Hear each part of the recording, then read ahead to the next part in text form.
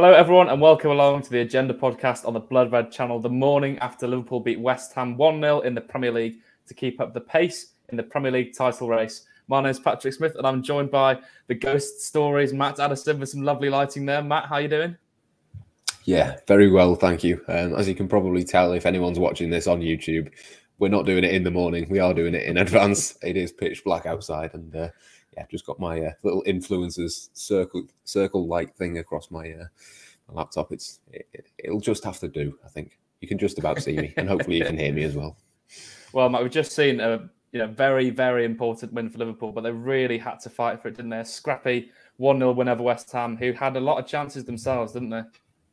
Yeah, it was a close game, wasn't it? It was a game that Liverpool just had to basically win. That was the only sort of job that they had today, really. It wasn't about how they did it. It wasn't about the scoreline. It was just a case of winning. I thought Liverpool didn't play particularly well. I think there was certain moments where they could have maybe controlled it a little bit better. I think it was probably another reminder of Thiago Alcantara and the importance that he has in that midfield in terms of just being able to put his foot on it and kind of control things a little bit more. I think that's going to be a big thing in the title race this season as long as that goes on, and we hope that it goes all the way to the end of this season. It's going to be a case of basically Liverpool needing to control things a little bit more. I think they were slightly fortunate, really. Declan Rice wasn't there. Jarrod Bowen goes off early.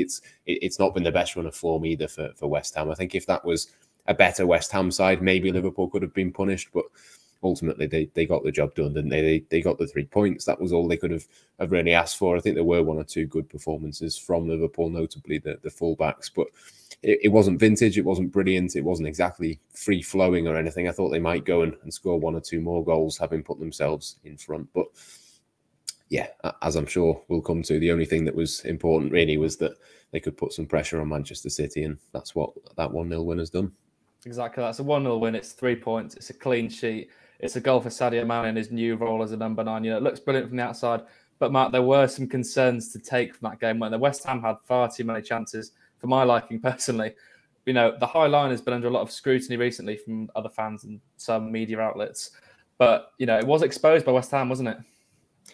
Yeah, it's one of those, I think, where 9 times out of 10 it works for Liverpool, and it's the right way of doing it. The 1 out of 10 is going to be a big chance because that's the kind of nature of it, isn't it? It was it took a good couple of clearances. It took a Trent Alexander-Arnold flick off the line to stop West Ham scoring. It took Andy Robertson getting back to bail out Virgil van Dijk at one point. There was a couple of moments where probably West Ham, and in fact, David Moyes said it himself afterwards, he thought that they should have maybe done a little bit better in those moments. They needed a bit more in that final third to be able to really harm Liverpool. And it probably is a game that they'll look back and think that they could have got a point from. But I still, I think the high line is far more controversial than what it should be. I think, generally speaking, it's far more beneficial than harm for Liverpool. I think the way that the two fullbacks defended, I think it's fair to say that West Ham did try and target Trent Alexander-Arnold and try and get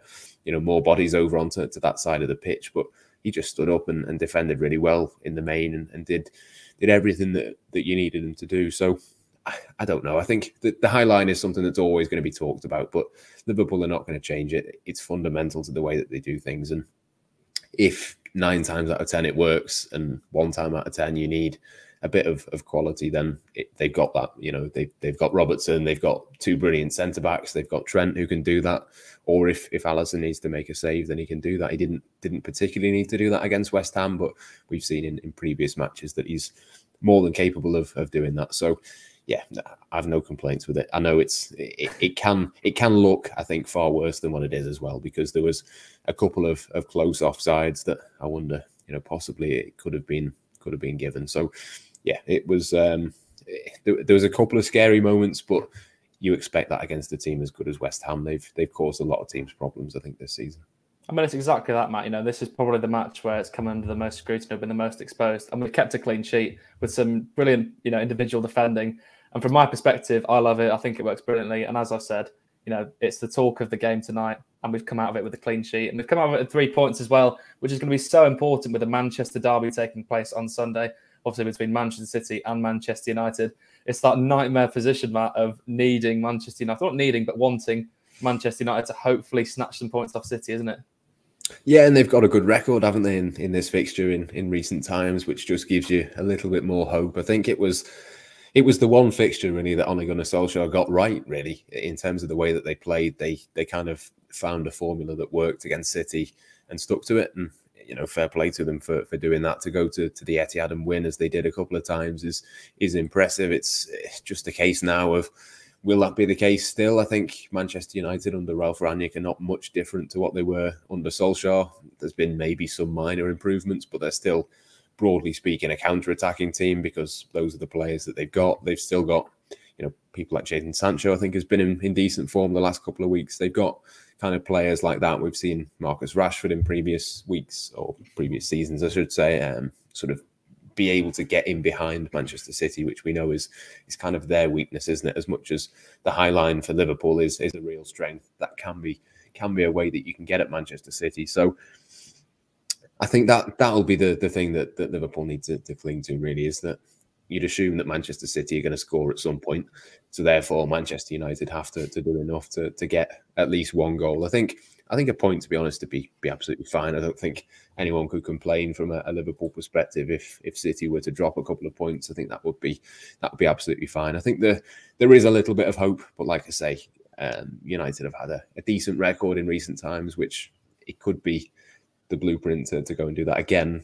Or it could just be that it's Manchester City's time. They've learnt the lessons, and maybe they'll play in a slightly different way. To be honest, I remember thinking the exact same in the reverse fixture, but then City just kind of swept them apart, and it wouldn't massively surprise you if that was to happen again. Yeah, it's that dilemma of we don't want that to happen, but seeing United get battered isn't necessarily a terrible thing, is it? But some news that did break is Ruben Diaz will miss the fixture through injury. He's expected to also miss the clash with Liverpool at the start of April. That's yet to be confirmed, obviously. His injury period is to be 4 to 6 weeks, which would just include the Liverpool game. But Matt, he's going to be a big loss for City, isn't he? Yeah, he is. They've obviously spent a lot of money on defenders, but I think he is certainly the most value for money one that they've had. I think he's the closest thing that they've got to to the level that Liverpool have. He's not a Virgil van Dijk's level, but there was a kind of reasonable-ish conversation about that maybe a year or so ago around the impact that he's had for them. So yeah, I think that'll be important. It's one that is a big loss for them. I think if you take centre backs out of any team, as Liverpool know more than most, it can have a huge impact on them. Obviously, they've got other players that can come in, but none at the same level as him, I don't think. And I don't know, it'd be interesting to see sort of how City cope with it. I think with City, it's almost that aura, isn't it, where most teams just go into games thinking that they haven't really got a chance. I think you look at him being out, maybe that gives the team hope. Maybe it's Manchester United. Maybe it gives them that little extra that they need to go in and get something. And other teams can learn from that. I know it's something we said, isn't it, after the Tottenham game? Can other teams replicate what Harry Kane did to Tottenham? Obviously, not every team has a Harry Kane, but it's about those little glimmers, I think, against Manchester City. They can so often just turn up and sweep teams aside. But for Liverpool, what they've got to hope is that there are one or two teams who can take advantage, score when they're on top. I think that'll be crucial in the Manchester derby. And, you're never going to get loads and loads and loads of chances against Manchester City. But I think without Ruben Diaz being there, that's certainly going to increase. When we are entering the cliche business end of the season with Liverpool and Man City both in the Champions League and the FA Cup, I think City will definitely have an eye on a Champions League title that, as Trent Alexander-Arnold lovely put, they've not managed to lift it yet. So will their focus be on that, do you think, Matt? Or will they be all guns blazing for the Premier League title against Liverpool? I think it's kind of dependent on the draw, really. I mean, they're 5-0 up, aren't they, against Sporting? So that's not going to have any impact on them. They've basically got through in that already. So it's more a case of seeing what happens in the next rounds. I think Liverpool will absolutely want to avoid Manchester City in the quarterfinals. Likewise, City will absolutely want to avoid Liverpool. I think that would be just a completely new level of the kind of rivalry between those two clubs. If things go their way in the FA Cup as well, it could be 4 times in 18 days, which I think... I was going to say, there is a scenario where they could play them 4 times in 18 days, which is crazy if that were to happen. I think everyone involved wants to avoid that. To be honest, I think it would just add to things even more, wouldn't it? And I think these two teams are going to meet obviously at some point in these competitions. I think as most people would expect that they will be in the Champions League semi-finals, they'll be in the FA Cup semi-finals. It wouldn't be a surprise if they did get a couple of those big games, but I think you want those as far down the line as possible, really. So. Yeah, it'd be interesting to see kind of how that plays into things, whether the Champions League shifts their focus. Like I say, it won't do yet, but it might do at some point. But yeah, it depends purely on who they get, really. We don't know, obviously, who's going to be in the next round, but if they got an easy-ish draw, then possibly they can kind of spread the resources a little bit. I think a lot of that will come down to which teams come out the hat, really. As for Liverpool, we have mastered being the one game at a time team under Jurgen Klopp. It's probably his speciality as a manager. But do you think he'll be prioritising the league or the Champions League, or do you think he really is the one game at a time sort of manager? I don't think Liverpool need to prioritise at this moment in time. I think there'll be a couple of changes for Inter. I'd fancy them to make 2 or 3 changes in that and still be able to cruise through, really. I think, again, similar to City, really, they just need to take each game as it comes, make sure that that they are rotating. We've obviously seen Mohamed Salah come off and didn't look particularly happy to come off, but that's something that's going to have to happen in future games as well, because you want everyone to kind of be as fit as possible and be in a position where they can continue to fight on all of these fronts. I think for Liverpool, for City, to a certain extent for Chelsea, though obviously they're now out of the title race, I think it's fair to say that.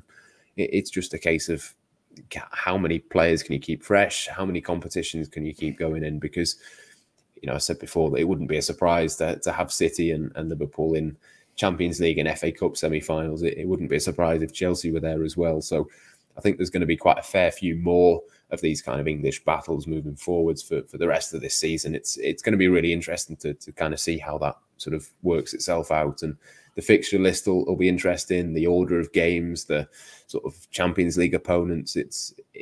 There's so many questions really to ask before the end of this season, before we kind of know priority lists, before we know who's got the advantage over who. I think for now, as much as, like you say, it's a cliche, it is very much a game at a time. And, Liverpool will look 4 or 5 games down the line. City will do as well. And there are 1 or 2 Manchester City fixtures coming up that I've kind of got my eye on as potential slip-ups for them. But for Liverpool, just do their own job, really. As long as they keep winning game by game, they'll be there or thereabouts. Now, I've not warned you about my last question, Matt, but I'm going to be ruthless and put you on the spot. I'm going to ask you to predict a winner for the FA Cup, the Premier League and the Champions League. If you had to say now on the 5th of March, we'll check back at the end of the season, who would you predict? Oh, wow. It's such a tough one, isn't it? I think the next few games, let's start with the Premier League. The next few games, I think, are going to be really interesting. I think, before that Manchester City against Liverpool game, they've obviously got United to come. That's one where there's a little bit of a chance, I think, that there could be some drop points. Crystal Palace next for them. That's on a Monday night. Liverpool know all about title races, Monday night, dropping points, all the rest of it. There could be a nice little reverse in that one. So I think Crystal Palace won at the Etihad as well, didn't they, earlier this season? So certainly a team that can cause them problems. Southampton as well in the FA Cup. I'll come to that in a second. They're a team that they've caused sort of problems with as well. They've got to play them. So they're kind of one that I've got my eye on moving forwards. And it's then Burnley for Manchester City and then that Liverpool game. So I think it's going to massively come down to what happens in these next 4 games. Liverpool, like we say, can only kind of do their own job, make sure that they keep winning. But, between Manchester United, Crystal Palace and Burnley, if City win all 3 of those going into that Liverpool game, it's still on, but it kind of will feel a little bit more like the kind of 18-19 where it doesn't really matter what Liverpool do. City are just going to match it. That's kind of the feeling that you'll get, I think, there. So for me, the league, there's still obviously games to play. There's still loads of opportunities for both teams to drop points. But I think if you're going into that game, Liverpool v City at the Etihad, and both teams have just continued to win, that kind of will feel like a little bit of a pattern in that. So City are favourites for the league in terms of as we stand now by not much, I don't think.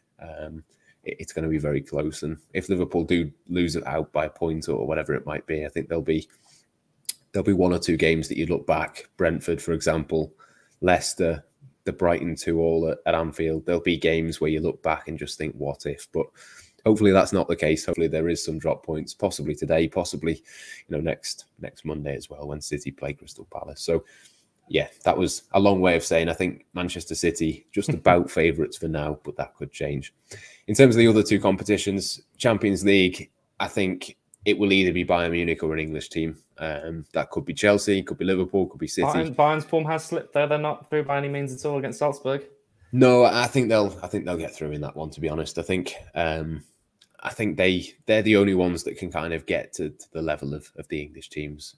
Obviously, it will depend on the draw again, but like I said before, it wouldn't massively shock me if it was kind of a Liverpool-Chelsea semi-final or a Liverpool-City or something like that. I think we are going to see, not just this season, but in future seasons as well. I think that the English teams are just so much stronger than the rest of Europe, really. I know there's been sort of suggestions for PSG or Real Madrid or teams like that, but for me, the English teams, as Liverpool have proven, really, in terms of Inter Milan, Serie A champions, you'd expect a little bit more of them. But Liverpool maybe not made light work of them, but I think they showed there's a little bit of a gulf in there. Same with AC Milan as well earlier in this season. Pretty sure they were top or possibly second when Liverpool played them. And it's a very close title race in Italy, yeah. It seems like no one wants to win it, doesn't it? But Liverpool, I think, are just a level above. So Liverpool have as much of a chance as anybody else in terms of the Champions League. Wouldn't rule them out in the slightest. Will depend on the draw. If Manchester City were to get Bayern Munich in the next round, for example, I think that would wouldn't complain.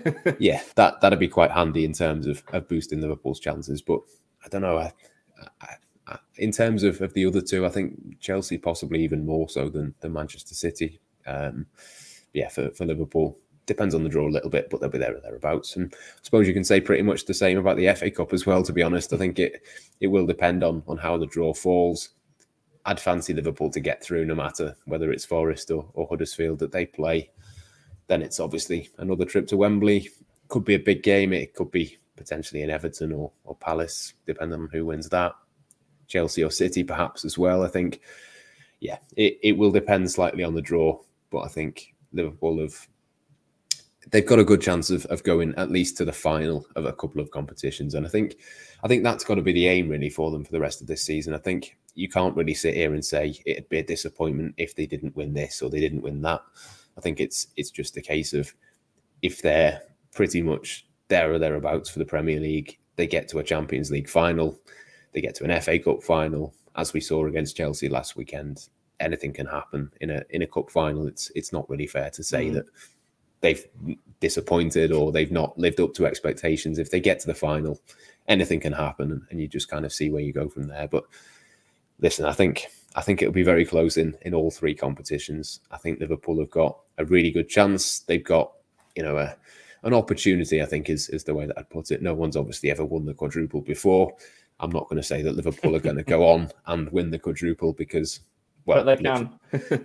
Literally because no one's ever done it before, and it would be unprecedented. But the very fact that they are in that conversation, it's a possibility, and we're even having this conversation, I think is a big testament to how good they are. So, yeah, I'm not going to predict in terms of who wins which one, but Liverpool have got every chance.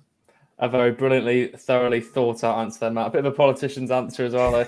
I'm going to be much more simple, and I'm going to predict Liverpool to win all three because I'm going to be biased, and I'm enjoying the run that we're on, and this is the best Liverpool team. Might be of all time, definitely of our lifetime so far, Matt, and what a pleasure it is to watch them week in, week out. But that is all we've got time for today on this Agenda podcast. Matt Addison, thank you very much for joining me, and thank you to all of you for watching and listening on at home as well. But for now,